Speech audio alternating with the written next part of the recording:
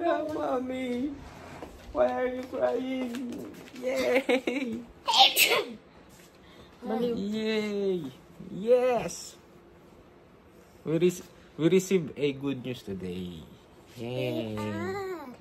And it's baby's 1 month today. 1 and 2. 1 and Yeah, 2 and 1. No, wait, 1 and 2. Alright. 1 day, 2 Good news ngayon. Tumawag yung agency namin. Yun! Kaya naiiyak-iyak si mami sa dami ng pinagdaanan. No? Thank you, Lord. Thank you, Lord. Thank you.